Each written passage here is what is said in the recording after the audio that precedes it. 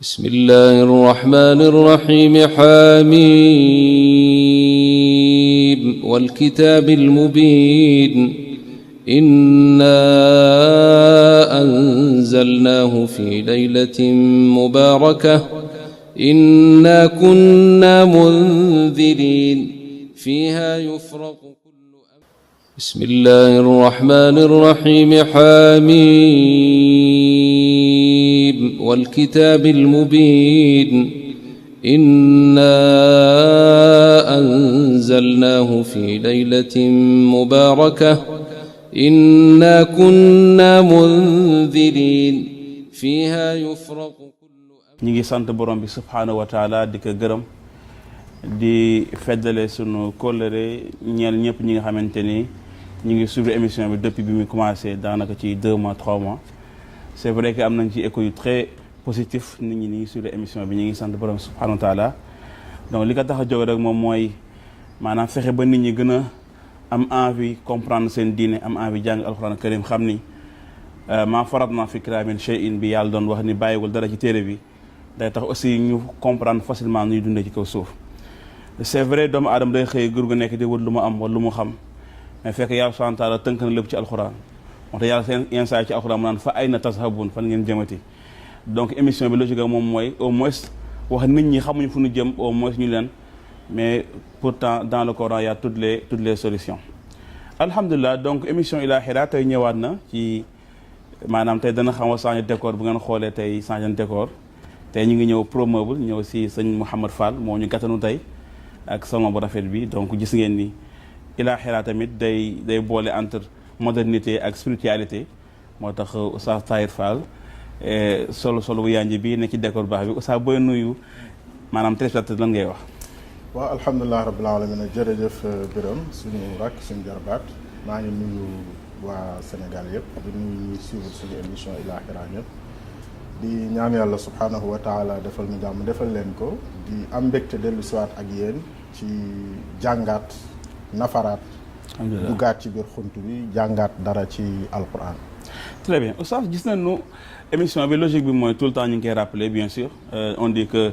la répétition elle est pédagogique di baamuwaat ay mbir maanaam day tax nit ki mën a jàpp émission bi li ko tax a jóg mooy tout le temps di xool li gën a xew ci réew mi ñu ciy waxtaanee gis nañ ni instant bi Sénégal la ci am ci ay télé ëpp na 20 ci am ay rajo kenn xamul seen ay lim journaux yi par jour kenn xamul lan la donc ñëpp ñu ngi communiquer maanaam ñu ngi wax boo xoolee itam kenn ku nekk yaa ngi sa téléphone portable boo xamante ni maanaam yaa ngi ciy wax yaa ngi ciy jëf Oustaz coow lu bëri loolu nit ñi di wax ñi nekk ci rajo ñi nekk ci télé yi bu ñu xoolee loolu situation boobu tey jii boo ko comparé par rapport ak logique émission bi lan nga ñuy maanaam jox comme thème ñi jàng ko ci alxuraan. waaw lu ñuy mën a jàng ci loolu lu bari la parce que alxuraan téere communication la communication bu kawe diggante borom bi ak jaam ñi diggante yonent bi sallallahu alayhi wa sallam ak ñi ko yàlla yónni ci ñoom mais diggante ki koy jàng man ko ak ki ko war a jàng téere communication la bu rëy a rëy boo xam ni lépp loo bëgg a jàngat ci wàllu communication di nga ko ci fekk kon yi nga xam ni moo tënk principe yi nga xam ni moo tënk communication ci alxuraan principe yi nga xam ni tam moom la alxuraan bëgg kuy waxee ca loolu boo xoolee ci biir alxuraan daf fa nekk masalan ci bu ñu bëggee ubbi bunt boobu yàllaa ngi ñuy wax ni booy wax da ngaa war a wax ju jot mooy wax ju àgg fa mu jëm moom ci boppam def na ko wala qad wassalna lahumul qawla laallahum yatadakkaruun comme dafa amoon tegoon boppam yàlla dara waru ko waaye lu mu warloo boppam la war ñoo jottali kàddoom ba ñu xam li mu bëgg ak li mu bañ bépp moyen buy tax ñu jot ci kàddu yàlla googu yàlla def na ko. très bien ci malaaka ñëw ci yonent bi nekk un bon communicateur saxaaba yee ko waroon nekk un bon communicateur lépp luy nekk blocage ci communication loola dindil na ko yonent bi sallallahu alayhi wasallam ba amul benn blocage ku déggut ku nanguwul waxam da nga koo nanguwul waaye doo wax mukk ni jotul fi mu war a jot. donc Oustaz moo la déggee kon tey thème bi lan lay nekk. thème bi dañuy wax ci alquran ak wax ak kàddu ak communication lan mooy kàddu ci biir alquran. d'accord su fekkee dugg nañ foofu yaa annoncé sa bopp thème bi moo tax ma xaw ko tayee annoncé comme annoncé nga ko ba pare dañ lay fekk si ci sa bëgg-bëgg te c'est normal yonent bi sallallahu alayhi wa alihi wa sallam mook ay moroomi yonentam yi nekk ci biir alquran yàlla di nettali seeni jëflante ak seeni xeet ak seeni discours yëpp boo xoolee kenn ku ci ne da ngay gis ni ku ci ne communicateur bu mag nga waaye du communication comme communication am na lu muy bañ ci alquran am na lu muy nangu am na nu ñu koy defee. Très bien. Donc mbokk jullit yi comme ni ko oustaz junjoo léegi donc oustaz il a choisi un thème pour nous te yi thème bi ñu tàmm mooy la communication en tout cas les techniques de communication dans le Coran parce que comme ni ñëpp ngi communiquer c'est vrai nous qui étions à l'école déjà de communication on dit que communiquer c'est être en relation maanaam booy voilà mooy nekk jokkaloo goo xamante ni day am lu jógee fii dal fële c'est communiquer oustaz communication boobu nga tànn nga xamante ni instant bi ñëpp ñu ngi communiquer d'abord lan mooy communication ci alxuraan karim waaw risaala yonent bi sallallahu alayhi wasallam bu ñu waxee rasul ku yàlla yónni ñu wax risaala wax balaax baatu balaaxul mubin wa ma ala rasuli illa al balaaxul mubin wax baatu ballix jottalil wax baatu wala qad wassalna lahumul qawla baat yooyu yëpp boo ko dajalee dafay booloo firi communication mooy jokkoo guy am diggante ki yor yónnentab yàlla ak ki nga xam ne dafa soxla yónnentab yàlla maanaam daf caa war a jot jokkaloo gi dox seen diggante muy wax ak moom ci làmmiñ wa mu dégg di wax ak moom ci image am di wax ak moom ci personnalité am parce que wax dafa bari image nit ki day wax personnalité nit ki démb la nga xamoon ci moom day wax kàddoom day wax ton bi muy waxee bi muy wax ak yow baat yooyu yëpp andi nañ ko ci yonent bi sallallahu alayhi wa sallam très bien ndax gis nga ni ba muy wax ak nit ñi dañ ni kii mooy al amin maanaam paaseem wax na ak ñoom waaye jikkoom melokaanam tam wa innaka la ala xuluqin azim melokaanam tam wax na ak ñoom waaye ay baatam itam baat ya muy wax itam wax na ak ñoom donc communication ci alquran da ngay gis ni lu matale lay doon waaye li koy séparer ak yeneen communication yi mooy fa mu jëm ak la mu tax a jóg ak na muy doxee très bien donc oustaz kon communication bu yàlla subhanahu wa ta'ala donc mooy li gën a mat bien sûr te communication la boo xamante ni daanaka bu ma la déggee mooy yàlla dafa créer condition pour nit ki mën comprendre communication am parce que moo tax yaa ngi ko expliqué léegi yenn saa yi ni day communiquer di utiliser langue boo xamante ne kame waxal dégg ko donc loolu défaut de communication la wala yenn saa yi ni di communiquer loo xam maîtriser wu ko moom ne wax les rumeurs yenn saa yi ni di wax loo xamante ni maîtriser wu ko mooy la non information donc kon yàlla subhanahu wa ta'ala moom dafa créer condition mooy d'abord nit ki mu jox ko xel n'est-ce pas pour mu dégg communication jox ko bët pour mu mën gis communication bi créer avec les conditions normales pour mu communication bi mais aussi est-ce que nit comprendre na moom yàlla day communiquer ak moom chaque jour waaw bu ko nit comprendre doon lekk gis-gisin loolu bu ko nit comprendre doon day dégg ñaari aaya yi alxuraan di wax ñaari aaya yi mooy aaya bi ñuy dégg mooy aayab alxuraan bi ñu jàng ak aaya bi ñuy gis boo geestoo loo gis mu wër la rek daf lay woo yóbbu la ci yàlla lépp day woote yóbbu nit ci bëgg a yóbbu nit ci yàlla xew-xew bi nit ki faatu nit ki am nit ki judd loo gis ci àddina rek boo ko analyser te dégg message bi ca yàlla joxe rek daf laa war a yóbbu ci yàlla waaye itam am na aaya boo xam dañ koy jàng di ko nettali mooy ngay jàng alquran ni bismillahi rahmani rahim alhamdulillahi rabbil alamin loolu tam aaya lañ koy tudde muy aaya mar'iya ak aaya masnua aaya boo xam dañ koy gis ak aaya boo xam dañ koy dégg ñaar yëpp benn bu ci nekk communication borom bi la ak nit ki bu ko nit ki jotul nag moom ci boppam en tant que récepteur maanaam en tant que appareil bu war a capter yooyu yàlla di joxe moom ci boppam moo am panne moo am jafe-jafe waaye su nit ki melee na mu war a mel bu puree dana jot ci loolu nga xam ne suñu borom subhanahu wa taala mi ngi koy joxe très bien donc mbokk yi ñu ngi leen fàttali ñu suñu émission Ilahira tey tamit oustaz jël mooy la communication donc communication nag oustaz mi ngi expliqué cette fois on parle de la communication n'est-ce pas dans le Coran maanaam alxuraan ni muy communiquer ak doomu aadama bi oustaz boo xoolee communication naturellement ñu ngi ko jàngee ci école yi moom mooy da nga am ay outils de communication am des supports de communication les outils de communication mooy lan ngay jëfandikoo pour communiquer supposons ñu jël oustaz le bi gën a simple mooy la parole al qawlu ci arabe bu ñu ñëw ci alxuraan al qawlu mooy xamante ne mooy premier outil de communication mooy parler ci alxuraan al qawlu boobu naka la yàlla maanaam ñi jàngal doomu aadama yi utiliser baatu al qawlu comme premier thème d'outil de communication bi nga xam ne ñun ci école moom nañu jàng moom mooy n'est-ce pas le verbe facile le parler ci alxuraan gis nañu yàlla bari na muy wax baatu qul baatu qawlu boo ñëwee di réviser alxuraan par rapport communication boo jëlee outil xawlu boobu lan la ñuy am. waa xam nga outil jumtuwaayu communication yi nga gis ci jamono yëpp dafay yokk ay jumtuwaay yu fi nekkoon. macha allah waaye du sosu. très bien maanaam baatu nit mi ngi fi woon. am na nag lu mën a yokk baat ba mu wër àgg fu mu mënul woon a àgg démb. image mi ngi fi woon naka jekk nit dafa ma sa am image am na nag luy soigner image ba mën koo yóbbu fu mu àggul woon. loo gis rek tey muy ay découverte yoo xam dafay yokk capacité wu médium yi àgg fi mu war a jëm li koy yokk loolu daf ko yokk mais nekkoon na fi kon kaddu mi ngi fi woon. kaddu nag dafa mën a àgg fu mu àggul woon démb waaye naka jekk kaddu mi ngi fi woon kaddu moomu nag ni ko alxuraan jàngalee la jiitu mooy jàngal nit ki koy jël ak ki koy joxe. très bien kii joxe kaddu gi mu war a jóge ci moom daa war a nekk koo xam ni kaddu gi day dëppoo ak dëgg-dëggam. ok maanaam kaddu warul nekk pexe wax loo xam ni da nga koy wax pour convaincre diw wala bëgg lu neex diw wala bëgg lu naqari diw mais li ngay wax dafa war a nekk lu dëppoo ak li ngay dund mu nekk réalité. moo tax bu la yàlla waxee qul huwa allahu ahad ni la qul a'udhu bi rabbil falaq wala qul ya ayyuhal kafiruna dalaa waxloo mais dalaa fasloo mais dalaa defloo en même temps. bien sûr parce que alxuraan xamul ci waxin la alxuraan xamul wax ju àndul ak jëf maanaam yàlla li bu la nee waxal nangam mooy fasal nangam defal nangam dundal nangam melal nangam yooyu yëpp day ànd ci biir baatu qul boobu. li koy gën a firi yaa ayyuhal ladina amanu lima taquluna ma la taf'alun kabura maqtan inda allahi an taqulu ma la taf'alun lan moo tax yéen ngeen di wax lu ngeen dul jëf mel ni bu yàlla doon jaaxle dafa jaaxle mel ni parce que dafa yéeme dafa doy waar nit ki ni gëm na yàlla nekk na jullit ba pare di wax loo xam ni moom ci boppam ba mu koy wax naru ko su nee danaa naru ko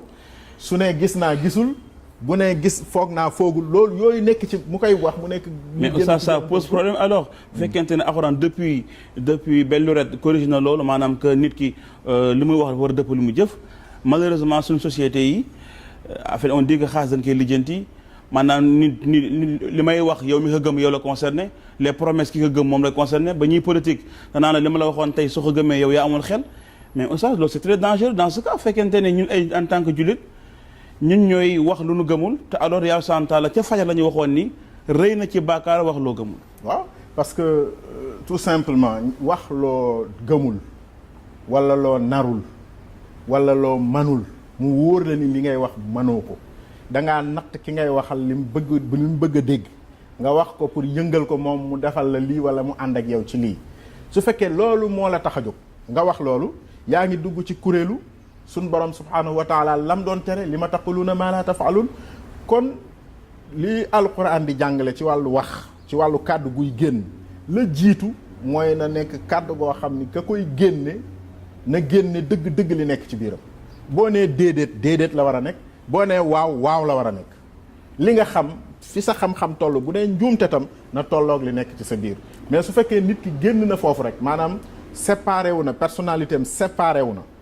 ak kàddoom su boobaa problème day daal di tàmbalee am mooy dara wóoratul nit ki signature am kon wóoratul parole donnée li ñuy wax parole donnée wóoratul du ma def nangam danaa def nangam bëgguma nangam def yooyu yëpp daanaka kon wóoratul bu fekkee yooyu dem nañu ba wóoratul nag kon ñu ngi ci benn société boo xam ni amoo benn confiance boo mën a am ci nit ki parce que nit kàddoom moom mooy adresse su personnalité. macha allah mbokk jullit yi ngeen fàttali seen émission Ila Hida donc oustaz mi ñuy expliquer que communication bi nga xamante ne moo nekk ci alxuraan tey ñu ngi jël maanaam benn outil moom mooy alqawl mooy la parole donnée maanaam nit sàmm kàddoom ba mi ngi expliqué yàlla subhanahu wa taala dafay yéemu sax ci bàkkaar nit koo xamante ni da ngay wax loo narul wala loo mënul wala loo xamante ni war naroo ko def bien sûr instant bi ñuy dund nit ñi am nañu fi trop di wax loo xamante ni gëmuñu ko te loolu mu nekk bàkkaar bu garaaw oustaz bu ñu ñëwaatee ba léegi ci alxuraan karim gis na ni yaa ngi naan nit ki warul wax lu mu mën wala lu mu xamul donc alxuraan naka la corriger loolu maanaam lan la proposé nit naka lay waxee. waaw jëkk yàlla daf nu sant bu ñuy wax suñu kàddu niroo ak li ñu gëm. très bien. yaquluuna bi afwaahihim maa laysa fi quluubihim danañu wax ci seen làmmeñ lu nekkul ci seen xol yàlla daf ñu sant lépp looy wax ci sa làmmeñ nga natt ko ba mu nekk sa xol waaye itam looy wax. bu nekkee dëgg ci sa xol itam na nekk lu leer ci sa bopp. très bien. na nekk lu leer loo vérifier ba mu wóor la ni lii ngay wax de nii nga ko waxe noonu la amee su dee looy nettali su dee loo xam ni engagement la parce que wax kàddu engagement la na fekk nga nar ko nar mooy loo xam ni su ma la nee boo ñëwee sama kër suba danaa la jox nàngam na fekk man am naa nàngam boobu te am naa yéene jox la ko mais su ma la nee boo ñëwee danaa la jox nàngam te man óoma loolu ma la dig mooy naruma ko wala am naa ko mais naruma la koo jox dama la ko wax pour génn ci benn situation boo ma tànc su ma waxee nga tàccu ñëpp tàccu jataay bi séparé wu su fekkee loolu laa jublu ci affaire bi loolu alxuraan yàlla suñu borom daf ñu koy tere kon li yàlla proposé wala boog li alxuraan jàngale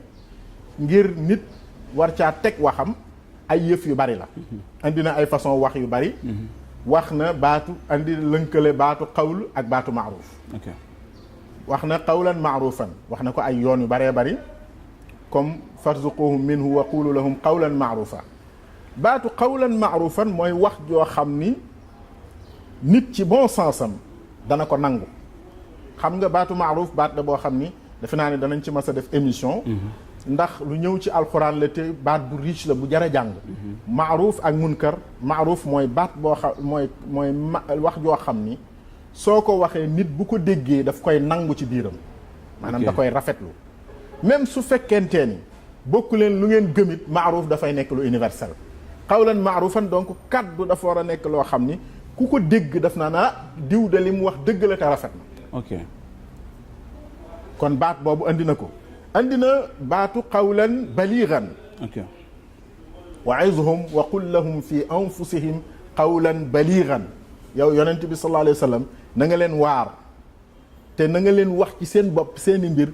kaddu gu jot kaddu gu mat sëkk goo xam ne nii du ñàkk àgg fa mu jëm macha allah qawlan baliigan bari na luy bloqué kii yu nit su communication nit man su ma ñëwee di wax ak yow fekk na xaalis laay wut ci li may wax ak yow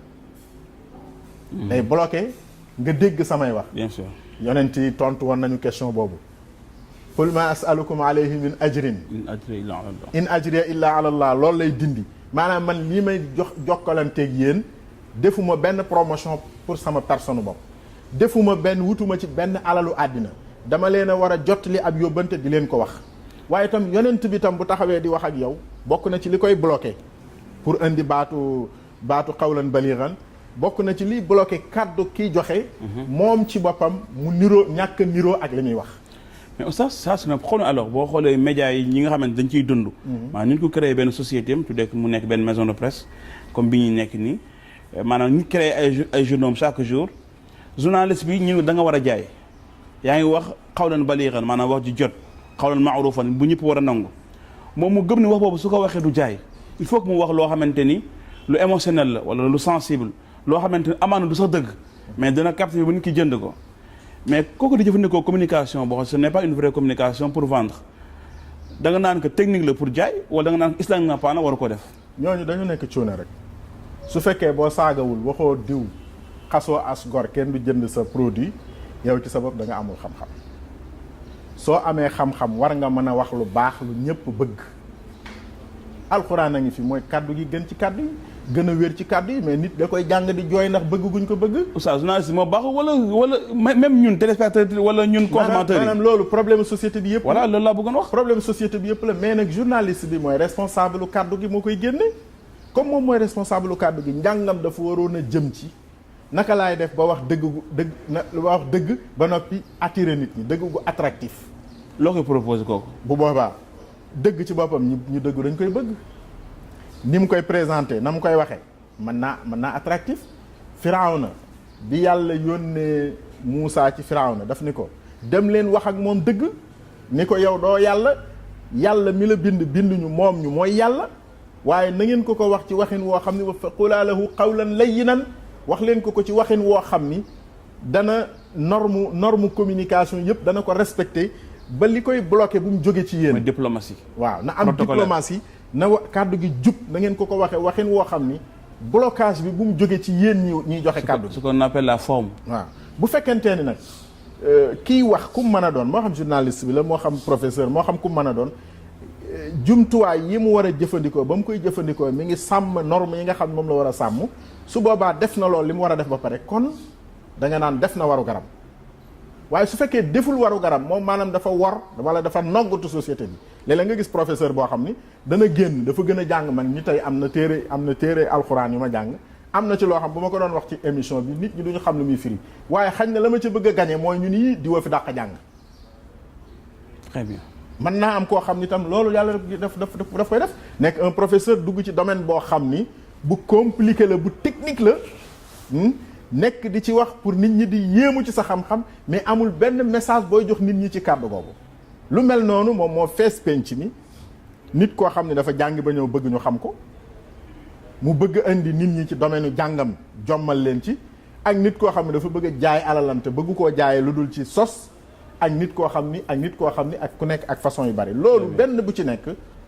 mënul jub mënul nekk lu alxuraan di kii bon buñ delluwaatee ci ni alxuraan di tegalee wax xam nga wax na la qawlan ma'rufan wax na la qawlan baligan kaddu dafa war a nekk lu jot kaddu yàlla dafa jot waaye wax na la tam qawlan kariman kaddu gu tedd kaddu goo xam ni dafa ëmb yiw mi ngi la koy wax ba nit ki di wax ak waajuram wala taqul lahuma uffin wala tanharhuma wa qula lahu qawlan kariman na ngeen waxante ak seeni wayjur bu leen wax ëf bu leen gëdd bu ngeen dee wax ak seeni wayjur di seeni kilifa na ngeen leen wax kàddu gu rafet bi maanaa kàddu gu tedd kàddu gu làmboo aw yiw kàddu goo xam ni ki koy dégg bu ko déggee day xam ni ki koy wax lu baax la ko bëggal moo tax mu di ko wax lu njariñam la ko bëggal moo tax mu di ko wax waaye du ca dégg mukk ni diw daf maa bañ wala diw daf maa xeeb wala diw daf maa yab wala diw nangam mais lam cay dégge mooy diw mii di wax ak man de kàddu yi muy wax kàddu yërmande la kàddu mbaax la très bien nga demaat masalan mu andil la tey qawlan sadidan moom mooy lan yaa ayyuha alladina amanu taqullaha wa qulu qawlan sadidan yuslih lakum a'malakum boobu sax dafa jar a taxaw ndax foofu yàlla daf ni la bu ngeen waxee wax ju tëj fëlu xam nga wax ju tëju li tubaab di wax li ñuy wax baatu nuancé wax ju kàddu goo xam dafa nuancé fan yi ñu ngi coow ci affaire constitution bi boo dégloo kenn mu wax muy professeur bu paree da nga naan vraiment 3e mandat président mën na ko am nga dégluwaat keneen bu paree nga ni non mënta am 3e mandat li indi ab texte bu am réew bokk bind ay borom xam-xam bind ko ñu dem ba yàgg ñun ñëpp ñu ci werante ku nekk ni maa mën a wax dëgg li indi loolu mooy waxin wa ca base ba moo baaxul moo nekkul waxinu alxuraan maanaam kàddu gu nuance lañ waxe su fekkee dañoo waxe woon ni alxuraan di waxe mooy dafa nekkoon qawlan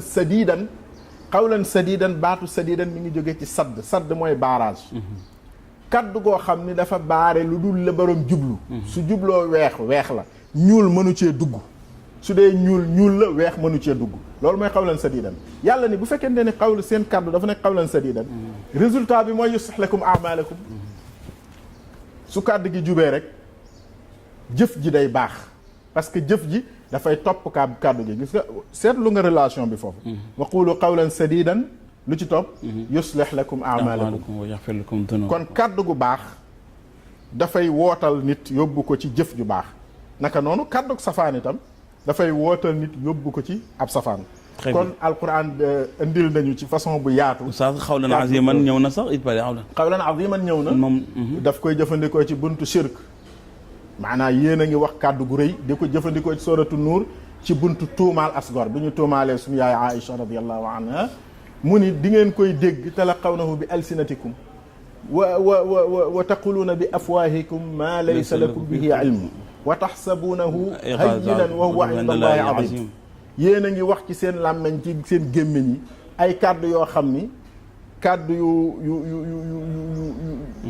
ngeen jàpp ne lu woyof la muy kàddu yu tuuma mais da ngeen jàpp ne lu woyof la ngeen jàpp ne lu ñàkk solo la amul solo te lu rëy la fa yàlla wa huwa inda allahi azim nekk azim rek dafa grave azim mooy catastrophe mooy scandale mooy bu rëy lu rëy loo xam ni mais li gën a grave mooy inda allahi maanaam à l'échelle divine c'est xam nga bu nekkee azim ci ñun mën na koo bañ a nekk ca yàlla mais nekk indallahi azim mooy lu rëy fa yàlla loo xam ne yàllaa nga ko jàppe lu rëy di la xaar ci kàddu googu ba pare te yow nga woyofal ko donc te loolu mi ngi ñëw ci buntu xas as gor wax ci gor loo xam ne nii xamoo ko gis nit rek mu doom fii nga nit diw day def nangam gis nit mu dugg ci benn restaurant xamoo lu mu fay def nga ne diw de gis naa ko mu dugg ci restaurant bi ki ma seen mu ànd ak moom sax nangam ak nangam ma ngay def nangam ak nangam yokk ko gaa ñu jël ko loolu yëpp ay catastrophe la yoo xam ne alquran dafay tere waxin woowu. alhamdulilah. donc mboo ko gis ngeen émission Al Ilahila tey on a parlé de la communication et benn côté na ci jëloo mooy outil de communication on a aussi un exemple n'est-ce pas la parole al qawlu gis nañu aussi expliqué nañ ko dans le Coran gis nga yàlla subhanahu wa ta'ala nu mu expliqué nañ nu mu la waxee qawlan ma'rufa maanaam nga wax loo xamante ne lu jekk la qawlan balighan wax boo xamante ne bu matal sëkk la maanaam du jot leer nañ qawlan sadidan wax boo xamante ne du indi ay sikki sàkk ñu naan n'est-ce pas ndax lii la ndax du lii mais itam mi ngi expliqué qawlan aziman moom ci gën a yéem parce que boo xoolee ñun tout le temps ñu ngi dund suñu dund sans pour autant def attention ci ay yenn mbir yi parce que peut-être ñun ñi ngi def ay scandale à l'échelle divine tout le temps ñi ngi créé di tomande ñu ci Facebook bi ci WhatsApp yi ci internet yi bu nit commentaires yi maanaam nit ñi ils pensent qu'ils sont libres de def lu leen neex alors fekk à l'échelle divine ñi ngi def ay scandale